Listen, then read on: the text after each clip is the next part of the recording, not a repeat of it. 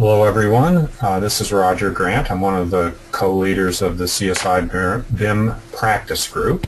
I am joined by another co-leader of the practice group today, Beth Stroshane. We are also joined by Deke Smith, who's going to be our presenter today, talking about BIM is intended to be a team sport and the work on the U.S. National BIM Standard version 2.0. So as many of you know who've been joining us for the last several months, we have been focusing on specification systems and how they interact with building information model authoring systems, and from a few folks talking about how BIM works with SpecLink, BSD's system, how it works with eSpecs, and what some firms are doing in practice. And Beth, my colleague, has actually made a couple of presentations on that topic, including the one that kicked off this series that gave an excellent overview of this space and what's going on. This month we're taking a little pause to talk about some current news. The U.S. National BIM Standard version 2.0 was just released, and was announced last week at the AIA annual meeting, and we thought it was a good time to hear about that from the source. So we have Deke here with us today, but next month we plan to return to our series on BIM and specifications and hear from a user of SpecLink that's at a smaller firm. I don't want to prejudice the size of their firm by the use of that word, but and then maybe come back and wrap up this series of sessions on BIM and specifications with a kind of a more open Q&A panel discussion kind of format. So look for that coming, according to our current schedule, probably in July. So we're joined today by Deke Smith, the Executive Director of the BuildingSMART Alliance, Program Director at the National Institute of Building Sciences, and I can say friend and colleague. I've worked with many years on this effort to spread the good news about building information modeling and BuildingSMART and the use of open standards. So this is going to be interesting to hear from Deke about what's happened to the National BIM Standard version 2.0 and where it's going, and how we help to put it to use. So Deke, please. So what we're going to talk about today is, and I do start out with kind of, this is intended to be a team sport, and I think it's really critical that we understand that part, and we'll talk a little bit about that. But more importantly also is that just last Thursday, we announced the second version of the National BIM Standard United States, and we're going to talk a lot about that today. Give you an overview, give you an understanding of what we're trying to do with that product. So we're going to really talk about three things today: the standard, and then also the how do you add content to the National BIM Standard, and even after that, what is the business case? Why is it important that we're making these changes, and why is it important to you to become involved? So I always start out also with a little bit about the National Institute of Building Sciences, which is where the BuildingSMART Alliance has its home, and it covers a lot of different areas. Whole Building Design Guide is really probably, if you will, the premier product that we've had for a long time out there. I just saw now the other day we're over 6 million unique document downloads a month out of that tool, and the number of visitors is staggering, and it's from around the world, and also it's used for a lot of universities training and things like that too. We also have a magazine, the Journal of Building Information Modeling. It's available online or in print, and we put out a newsletter to keep people up to date with what we're doing overall. We have a website for BuildingSMART Alliance, and which links to the international efforts, and also if you're a member you can get into our portal. Probably what makes the National Institute of Building Sciences unique is we also have a report, and I was hoping to get the new cover, but it's at the printer right now, and I couldn't get a couldn't pull a cover right down. We just finished the 2011 annual report. That does go to the President of the United States. NIBS was sent up in 1974 by an act of Congress. It's a nonprofit organization now, but still 6 of our board of directors are appointed by the President and approved by the Senate. So there's the goal really overall of the Institute is to tie together the public and private efforts going on in supporting facilities and all. To that end, we have quite a few different councils that we operate. The one in yellow, of course, the buildingSMART Alliance is what we're primarily talking about today, but that's tied, as you can see, to buildingSMART International, and you've probably recognized that logo. You may not have seen the designations on there: design, procure, assemble, and operate, but we'll talk more about those today too. I also happen to be the executive director for the Building Seismic Safety Council, which is on the other side of the chart there. I think another one that's very important to us all probably is the High Performance Building Council. There's a lot of effort going on there. That's where a lot of the some of the energy stuff is being talked about and things like that. So that's another group that's a good one to watch out. There's a high performance building congressional caucus also that's tied in with that effort. So there's a lot of things going on, and just membership in the Institute allows you to participate on any one of those councils that are identified there. Okay, we talk about individual or team sport. I'm a swimmer, actually, and this is a friend, Josh Davis, and actually I have a picture of me wearing his medals, but I figured that probably wouldn't excite you as much as it did me. But anyway, Josh is he's a fairly decorated swimmer, and I think when you coach and when you talk about swimmers and things like that, there's a key difference between that and working as a team. On the other side, the volleyball player, and our family is kind of deeply involved in volleyball, and a friend of ours, Blair Brown, played volleyball for Penn State, and she was their team won the national championship 4 years in a row, all 4 years that she was at school there. And she's now playing professional volleyball. But volleyball is so much different than the individual sport. And I think what we have to figure out as an industry, how do we move really from one environment to the other? The AGC BIM forum also talks about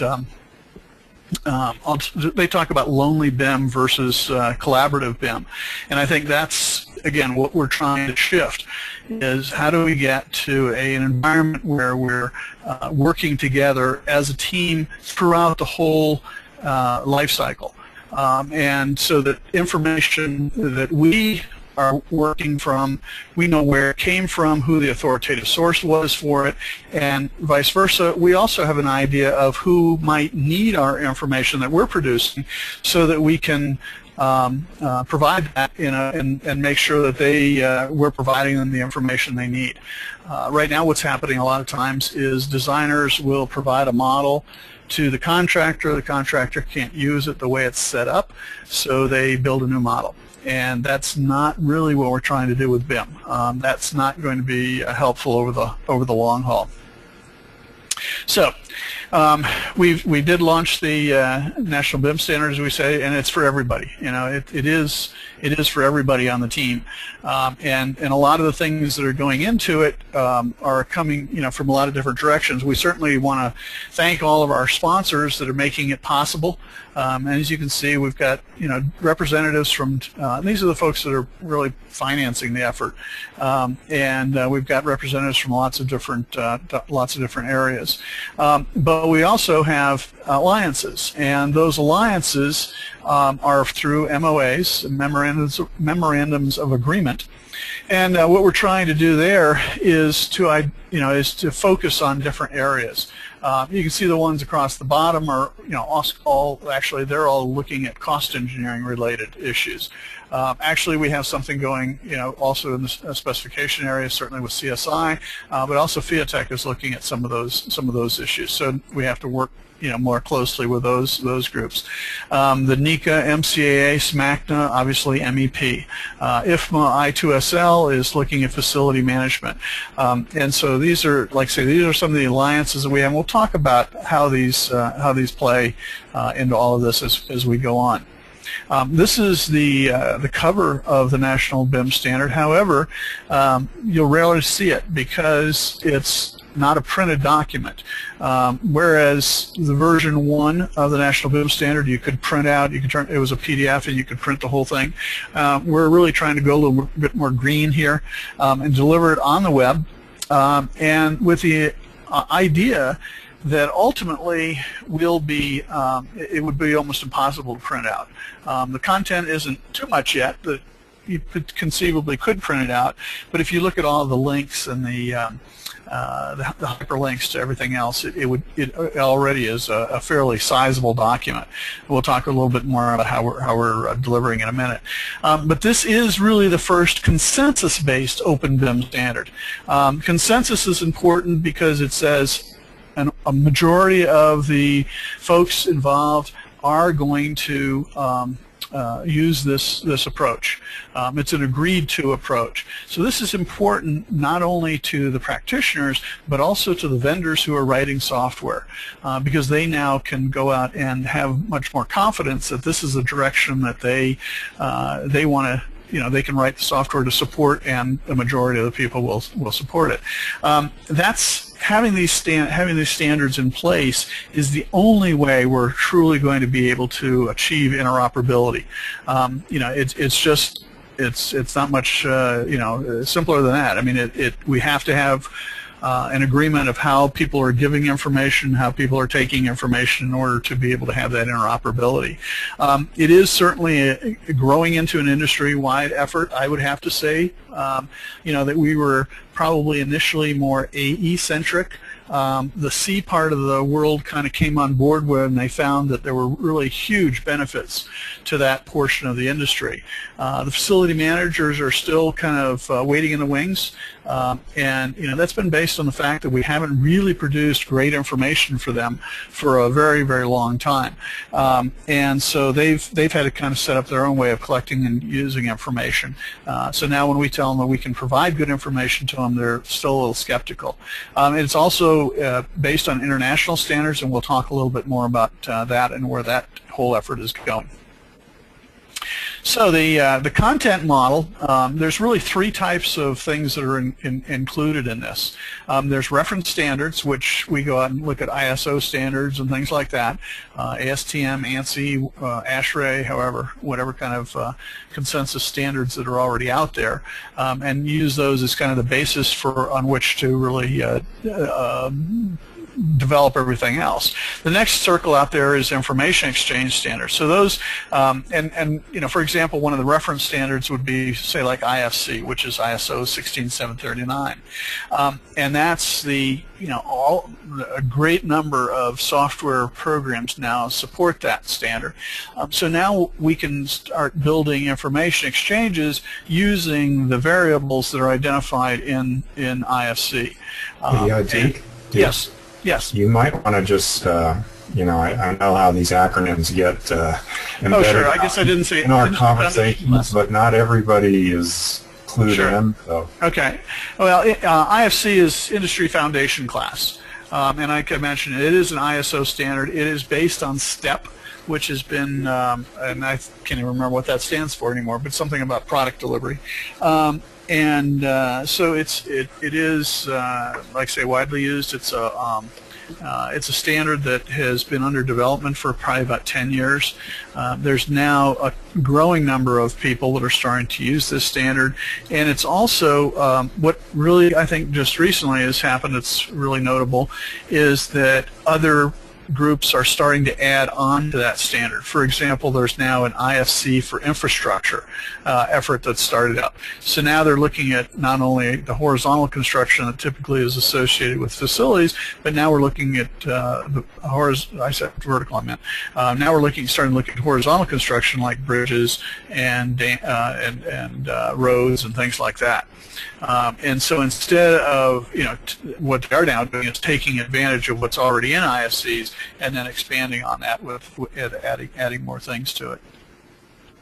So then the third level is guidelines and applications, and these aren't, you really can't say these are true standards, but what they are based on is those reference standards we have in the information exchanges, and it's kind of like, okay, how do we start putting all this stuff together? And an example of the a guideline is is something like the BIM execution guide that was put together at Penn State, which is now also part of the National BIM standard. Okay, we put out this this chart that it's a little bit of an eye chart, but I think from this level you can see it pretty well, and it shows the coverage of the different items that are included in the National BIM standard. So from the owner's point of view, from the designer's point of view, consultant, manufacturer, contractor, and technologist. So technologists obviously is, a lot of the software designers and those kind of folks are in that category. So it may be that you never really use some of those standards, but they're going to be embedded in everything you do. You may not. It's like all the standards that are embedded in your cell phone. They're out there, and you couldn't talk to anybody else without them. But hardly anybody could name any of the standards that are really included in there. So how are we delivering this? It is a free PDF. And it's not down. It's actually web-based also. I need to fix that. But it is a complete version of all the ballots that were voted on. If you're a BSA member, Building Smart Alliance member, you can also get the web delivery with some additional tools, and that's basically provides access to ballots and some of the commentary.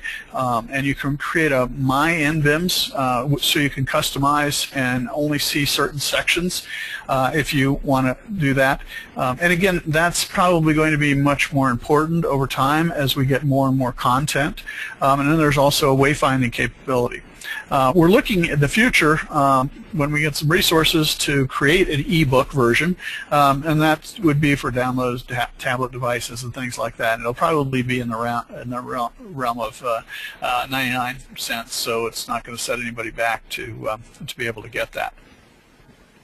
Well, this is what you'll see when you first log on, and if you go to the easiest way to get there is to go to the Building Smart Alliance website, and up in the left-hand right corner, or excuse me, the right-hand corner, right-hand upper corner, excuse me, there's NCS and NBIMS, and if you click on the NBIMS, you'll get to this page.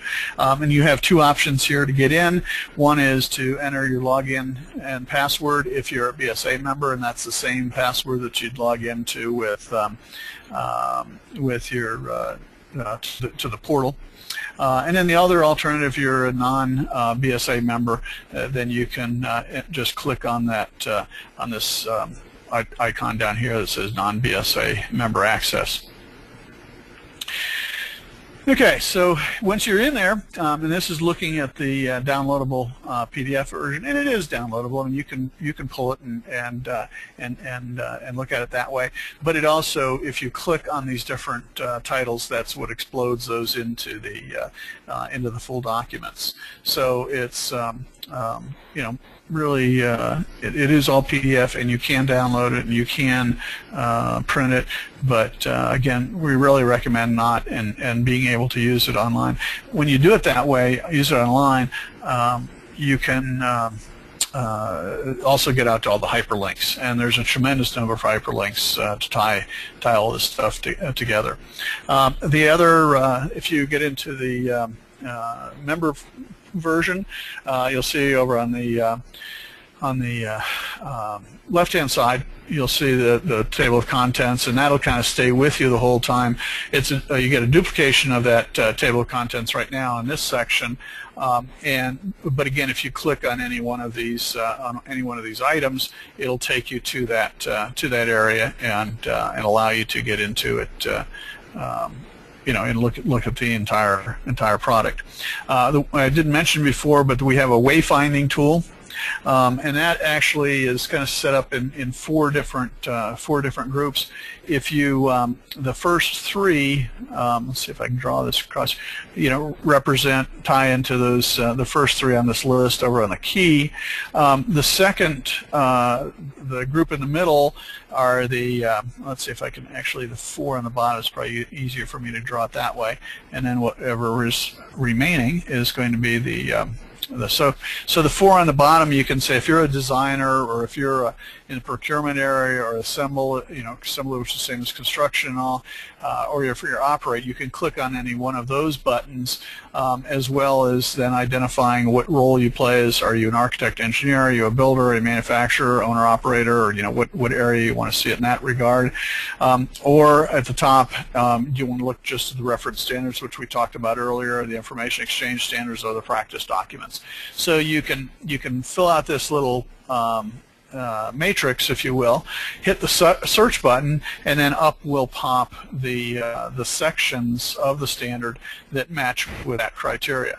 And you get a little wayfinding tool up in the corner that identifies what you where you are. So even if you use the table of contents to go through this, you're still going to be able to get to and see how it relates and see what areas that it really supports. Obviously, we're talking about something scope, so we're not really tied into any of the tetralogy, the four areas of the standard, the design, procure, assemble, or operate, or this isn't a reference standard, nor is it an information exchange, nor is it a practice document.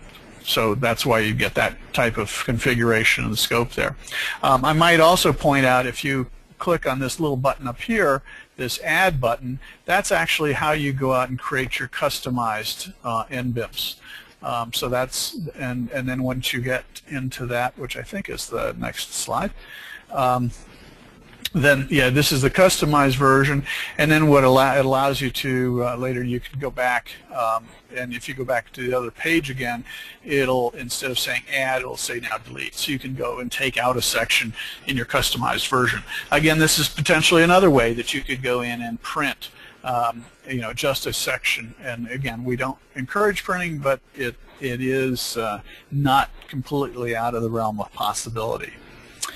So with that, okay, one more, I guess, as far as just looking at, again, the non-member version gives you all the consensus material, and it's just the PDFs of those.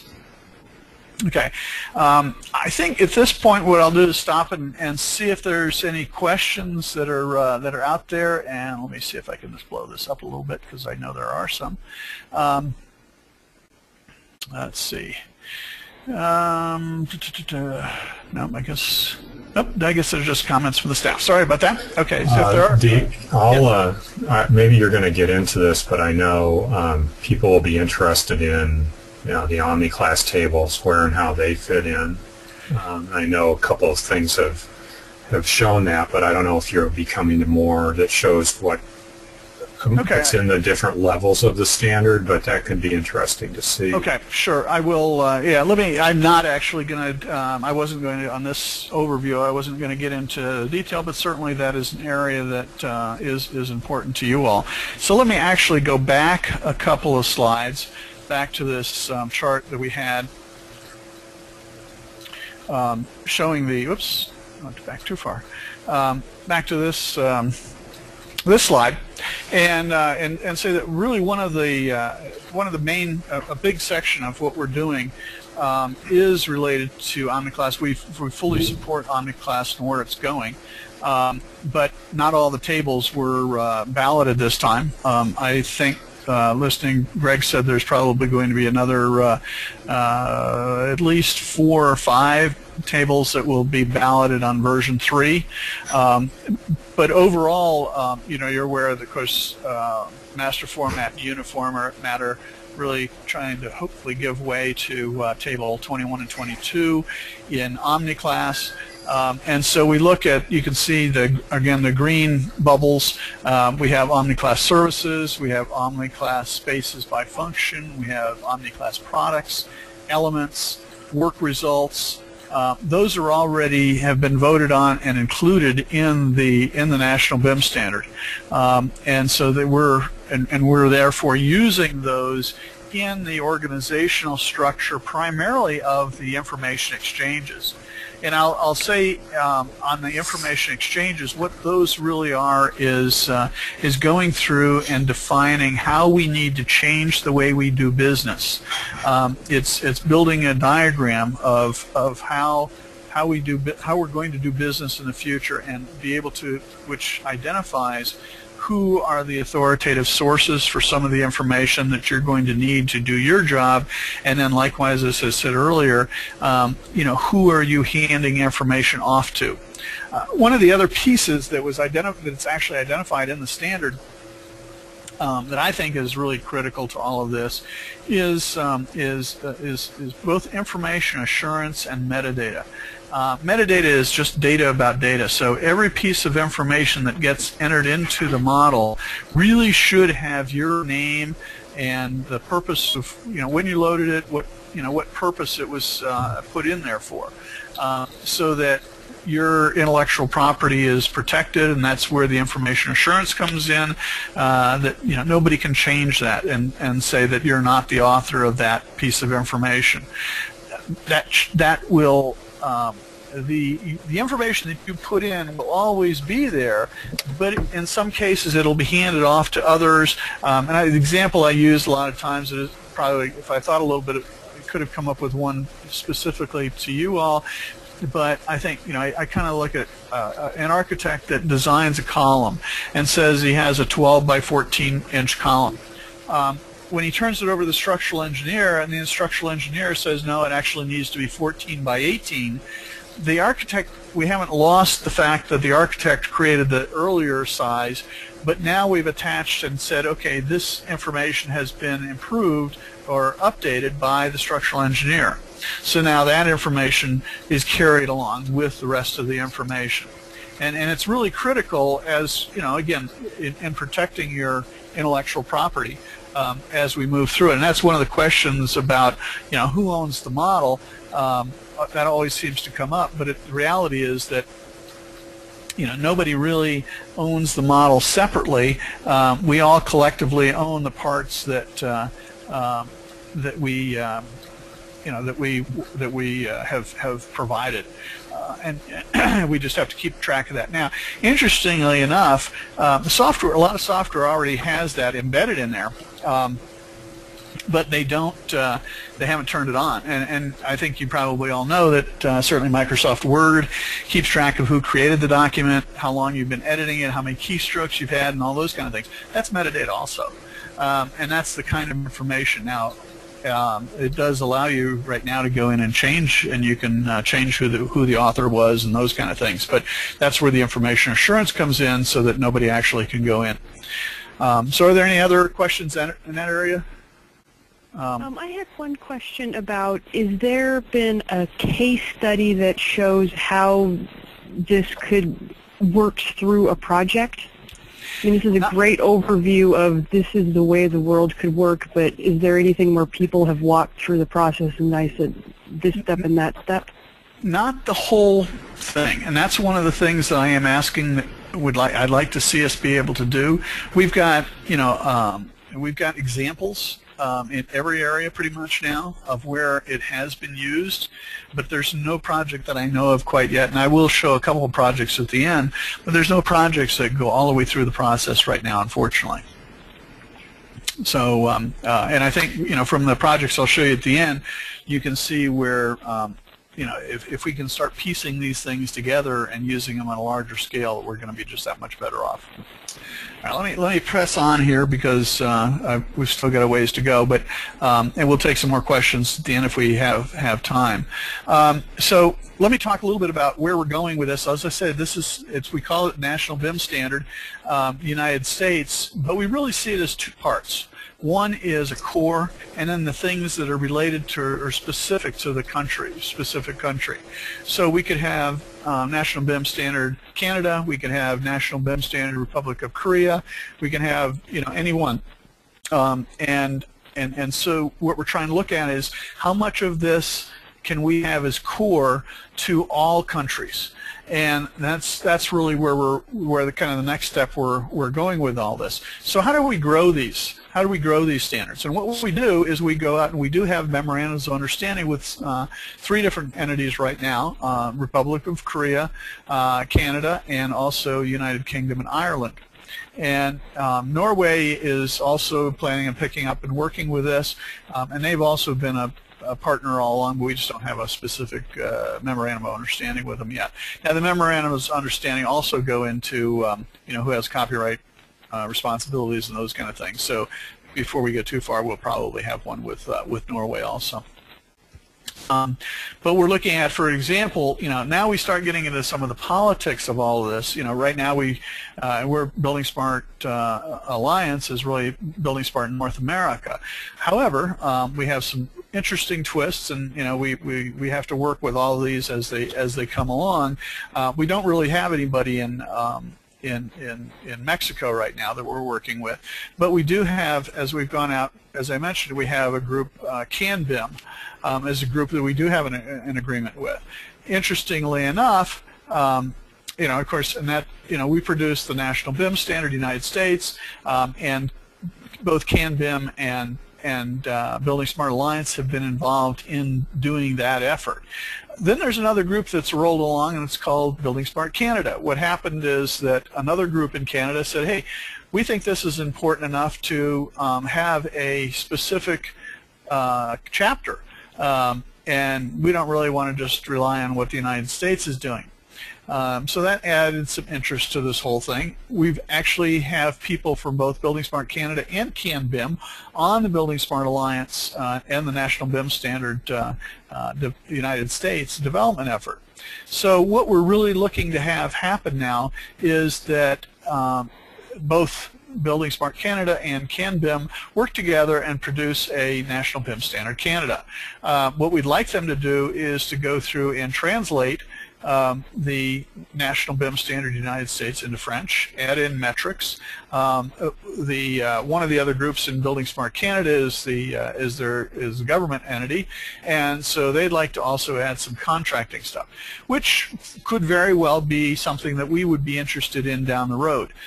So we're very interested in what things are added all along. If other modules, if other ballots are brought into the standard in other countries, we'll still go through and vote on those as to whether or not we want them to be part of building NBIMS United States. But that's that'll be for each round. And how we do that is we go out and as we mentioned earlier, we have reference standards, we have information exchange and guidelines, and those are added into a standard, and we've got version 2, which is where we are right now. We're handing that off to those other countries, Canada and Korea, and as I mentioned earlier, and they'll be adding in information and content to their products. And also then Norway is going to be adding into it, and all of them will then contribute back to a version that we're building in the future, and that we'll go through a consensus process and use those ballots and identify whether or not we want to include them. We may make minor changes to them and make them our own in that regard, but at least they'll still be based on some core information that's coming. Of course, what's interesting here is now at the same time NBIMS version 2 in the United States is still being worked on, so we're going to come up with our own version 3, or our version 3, and well, version 3 can't fit back into version 3 of what's being developed from the other sites, so that's where we'll actually now then move right to version 4 when we combine the other information from the other countries. So that just kind of idea of how that all comes together. And what we're doing internally in the United States is, as I mentioned earlier, working with all these different associations, and they're the ones that are really the experts, and they support their experts, their subject matter experts in their particular areas.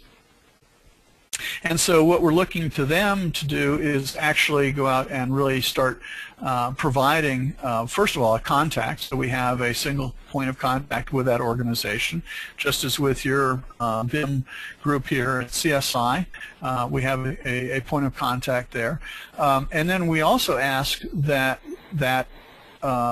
organization market what we're trying to do and why this consensus process is important to your constituents, and then really go through and make sure everybody's supporting the effort, and we're starting to work together more and more every day.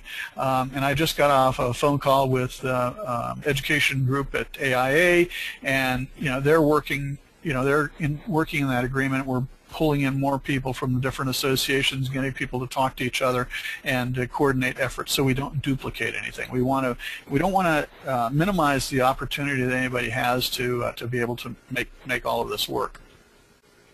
And then the associations are really going to look particularly at the business processes. How do we change the way we do business in developing IDMs and model view definitions, and of course the reference standards that might be particular to your way of doing business. So where does all this stuff come from? And it's really out there right now in member companies. Every company probably is going through and starting to develop their own office standards. And hey, they think they've got a really good idea. Let's go and bring it to that their association that they belong to, and then pull those together into guidelines. So if, as one example, you might have this happening in other areas, AIA, and we have other association guidelines. All that is being pulled together and then ultimately pulled into ballots, and these people are working together to create a ballot that gets voted through to the National BIM Standard United States. And then, as I mentioned, we hand those off to the other organizations, and then ultimately we elevate some of these things to international standards. And that's one of them we mentioned earlier was the Industry Foundation class, IFC, which is ISO 16739, and that is that's just the beginning of that. There's probably a half dozen standards that we're really looking at the international level, and one of them is, of course, the buildingSMART Data Dictionary, which is ISO 12002, I think, something like that. Is that right, Roger? 12006, Part 2. There, I knew there were. Okay, got most of it. So there are. You got most of it. Yeah. So there are, we are elevating those kind of things. So we're really kind of working all the way through the process, and so member companies really do have a role, and some of those ideas that they have will end up at those higher levels. Another thing we've been talking about is how do we scope this, and so one of the products we looked at, and this is also now part of the National BIM standard, is the Project Execution Planning Guide. And in that we're identified some 26 different BIM uses. So we expanded that. We said, well, 30 is probably the number we need, and it may be more than that, but at least just to get some rough numbers as far as scope of what we're looking at. So if we provide these basic BIM uses, that's going to be the basis and the scope of what the overall picture looks like. So we really then need to go out and coordinate with all these different associations that represent these different parts. And over time, then we can kind of coordinate all these different efforts into different groups. And we come up with ultimately the 4 groups that ultimately turn into the 4 groups that we end up in the design, procure, assemble, operate, which again go back to the logo that we have. So different efforts, and again you can see right now that we are pretty much design centric in a lot of the things that we're doing. We need to add more things in these other areas, and that's where we're working with some of these other associations to be able to bring together things in their areas, so we have more efforts going on in those other areas also. So what is the overall process? Well, actually, just to give you an idea, and you probably can't read this too well, but this is our overall picture of the associations that we're currently working there with. There's about 150 professional associations and another 250 manufacturers associations out there. And so you can see from the green ones, these are the ones that we have agreements with so far that I showed you earlier on that chart. The yellow ones are the ones we're talking to that we don't necessarily have an agreement with yet, and the ones in red are the ones that we haven't really even started talking with yet. So you can see that we really have a long ways to go, and certainly even with the groups that we haven't identified all of the standards that are reference standards and things like that that they need to include. So hopefully we're going to see more of those show up in our next version of the standard, which will be kicking off sometime in probably August 1st is the date we're using right now. So this, putting it into the other chart, the green ones here are the ones that we are actually working on, the different case BIM uses that we've started working on, and the ones that are gray haven't necessarily been started on. So it's just another way of looking at the scope and where we are with this whole process. And certainly there's I can't say that these are all done yet, but there's certainly, excuse me, there's certainly areas that let's see if I can figure out how to turn that. I guess I'll take it off the hook, sorry. Certainly these are all areas that people are going to be working on as time goes on, and getting further along on each one of those. So this is, again, just kind of a summary of this process of how you get something into the standard. We have projects that we have either on our public website that you can take a look at. We also have a portal that we use to work in that. Work on those projects. So we're managing those various projects, which are really ending up being able to produce ballots that are going to go into into future national BIM standards. You can go out and join a work group, and then basically we go out and we collect all those different candidate ballots coming in. We review them and comment on them, things like that. So we provide those comments and go through and resolve those with the ballot chairs. In some cases, people have withdrawn ballots because of valid arguments that have been made during the comment period. In some cases, we've turned them into what we call blue sky submissions, so they're not really quite ready for inclusion in the standard, but they do warrant a lot of possibility. One example is, you may have heard of an effort that was actually started by AIA. It was I think it's A202 or 212, which is called level of development. And level of development now it started out as an AIA document, and now AGC and AIA are working together on it, and that's kind of yeah, so somebody's really trying. But anyway, sorry, my phone's ringing in the background. I can't figure a good way to turn it off without throwing it out the window. But anyway, so we've got these different groups starting to work together and create those ballots. Once we have the comments and all, then we actually do the voting, and that's the ultimately kind of all this effort is the consensus process that we then produce the standard from. So let me, what I want to do now is kind of take a look. I mentioned, what is the business case for going out and doing standards? It's collaboration and all this. And I think the first example, it's in the construction areas. I mentioned that's one of the strong areas where they're seeing a lot of return on investment right now. And this was an article that was written by Michael Canestraro and appeared in our JBIM last December, I guess it was. Or might have been December before that, but anyway, what is it, fall 2010? Oh, time does fly. Okay, so anyway, just to blow that picture up a little bit, they started out with 2D projects, and they were having, just standard CAD. They were getting about 18.42% of change orders. When they went down, and I talked about lonely BIM, you know, BIM as an individual sport, that was able to drop it down to 11.17%. And you can see the numbers on which they based it, their base contracts and the change orders on the projects that they were doing in their organization. But then when they went to collaborative BIM, you know, you got about a 7% drop here. When they went down to collaborative BIM, look what happened there. It went from 11 down to 2.68%. And their goal is to get to 0.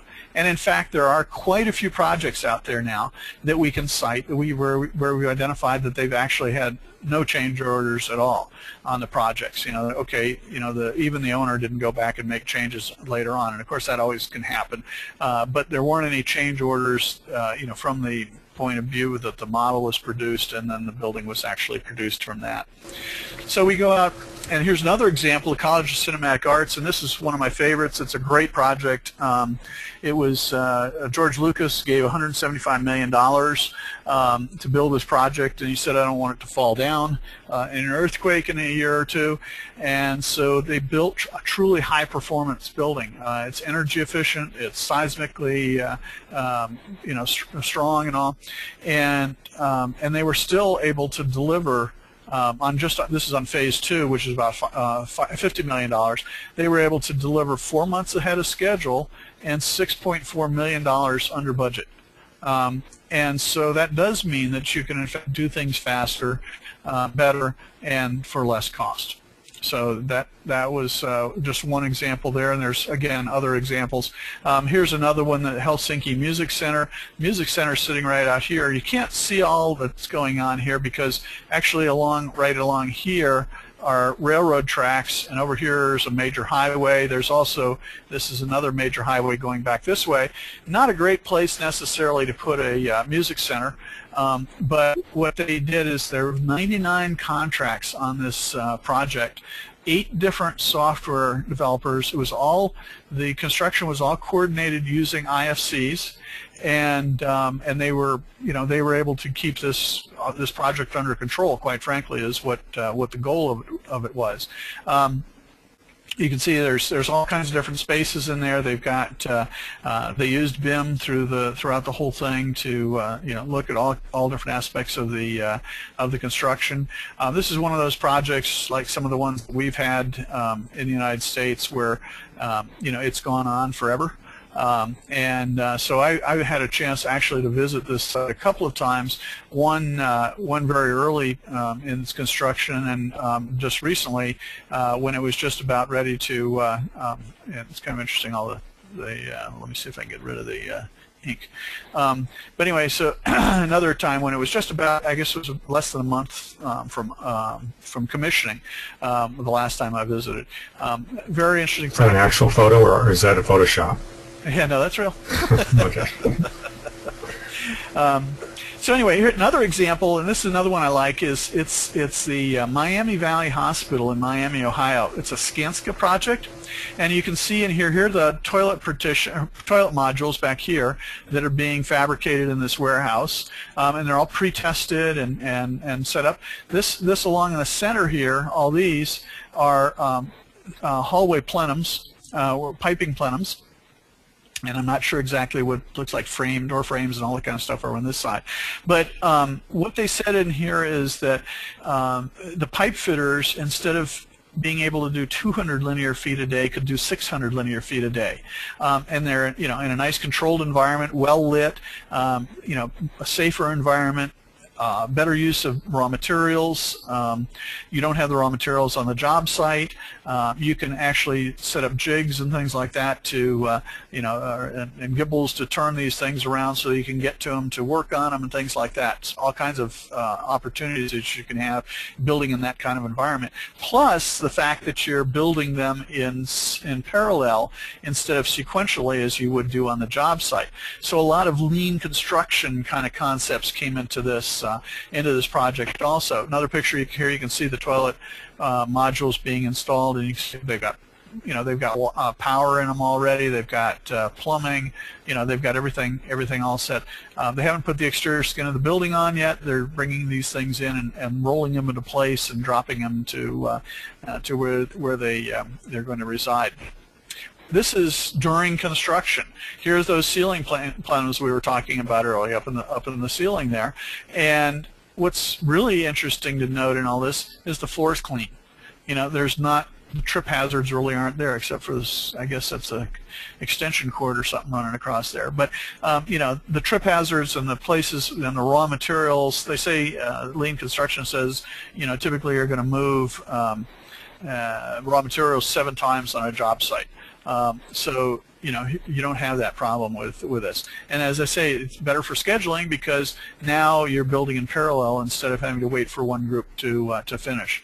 And one of the other standards that's included in the National BIM standard is a standard that says that if you're in the MEP environment and you're not included in the model, then you have to go after everybody else who's installed their product. And the point being that you can't, if you're going to have large modules that are going to fit into the project, you're not going to be able to do that and then have, you know, somebody can't run the sprinkler pipe and then you come in and try to put one of these modules into place. It just won't work. So Skanska, Tina Kopich, who is their business development director, said basically at this point in time all their projects use BIM and they all use IFC.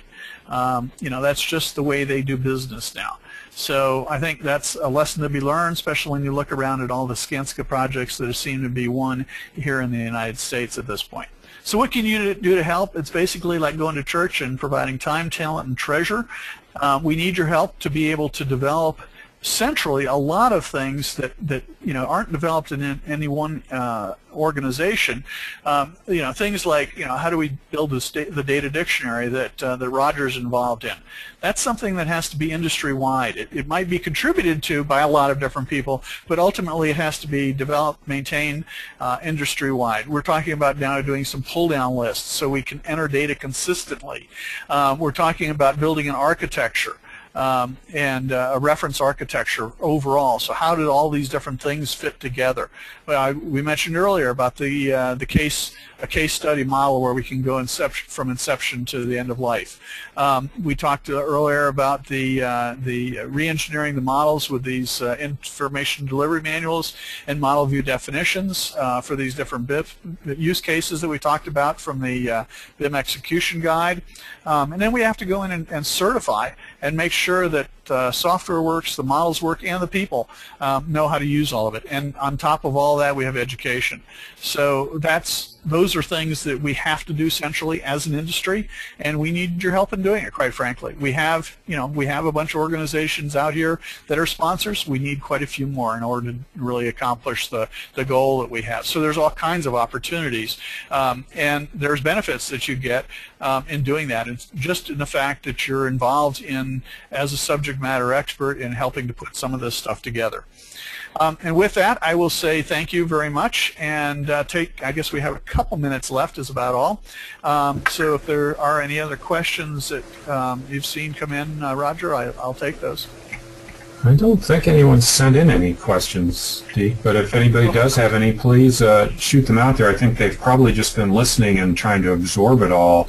One thing that I wanted to point out is that CSI's role in all of this in the work on OmniClass and how that's really one of the foundational components of NBIMS, and it really is. CSI and the efforts of its members show up somewhat off the balance sheet, but the efforts there are important and critical to the success of NBIMS. So just wanted to put that out there. As part of, we're talking about how organizations are involved. So yep, we've certainly been involved extensively in that way. Very much so. And greatly appreciated, because without the common open classification system, we struggle to make these exchanges work as well. So absolutely critical to the whole process, yes, very much so. And I think the next phase for us is working, as Deke mentioned, on the dictionary and how that can complement OmniClass, and we'll be doing more with that in the not too distant future here. And CSI has been real involved in that effort. And I did send you a link, Roger, or send it to I guess I sent it to Matthew, maybe. I sent it to somebody today. The link to if anybody wants a copy of the slides, they can certainly use them as long as they provide us attribution. Oh, good. Yeah. Well, we are recording this session and we'll be posting it as well. So excellent. That'll be available on CSI's website. I think too, Deke, that and I think we're out of time here, so we're probably going to have to cut it off. But I'd like to see us come back to this topic maybe after we finish our little exploration of BIM and specifications and talk about what should we be doing. We don't have a CSI guideline, or do we need to write an exchange standard for specs? We're seeing some of the limitations of trying to work with these different systems in one way, in one direction, and on file-based transfers. So we've got some things to work with, I think. Well, I think there's things we need to do to support the practitioners in using the tools that they're using today, but at the same time we need to also invest in some long-range stuff to say, okay, this is how we really want to do business in the future. So the software vendors can pick that up and start writing software. I truly believe there's going to be a next generation of software before we're really able to take advantage of all the capabilities here. It's doable with some of the tools that are out there now, but all of them, everything is going to have to undergo some change. And this is where it's different from CAD in this environment. So. Yeah, and maybe before we do that, we might, we had a suggestion, and I was thinking the same thing too, we might revisit this topic and get into a little bit more detail about what is one of the exchanges and how does it work, or what's in the reference standard and the guidelines area, and then based on that exploration, yeah, we could drill down maybe a little bit deeper into all of them, and then come back and talk about where might we go as a group, because one of our early missions for the practice group was to try to develop a set of BIM guidelines for specifications, and we haven't really been able to pursue that yet, so maybe we come back to that. Well, it is. I mean, you're the subject matter experts in your area, and so we're truly relying on that to happen. Yeah, and we found, I think, through what we've been doing the last few months, some real expertise, and it's starting to identify some of the challenges and opportunities, what's working and what maybe could still use some help. So we might be at a point where it would make sense. Yep. Well, Beth, any last thoughts or comments from your side? I guess my question, in being a practitioner and being very into applied, is wanting to know, and this is something we cover in our other presentation later, is how do individuals get involved? So if you're excited about this, what do you do? And also, how does this work from a practitioner point of view? And those are kind of the things that I chase and I'm interested in, and so we'll talk to you more about that. But those are the kind of things that have gotten a lot of traction with this group, just knowing how do we move forward when there's this huge thing that's going on that we're sort of involved in. Yeah, I think maybe that's a question we'll park for now and come back to when we go maybe to our next set of topics around how do we build on this. Aside from, and this has been a great presentation. Thank you very much. My pleasure.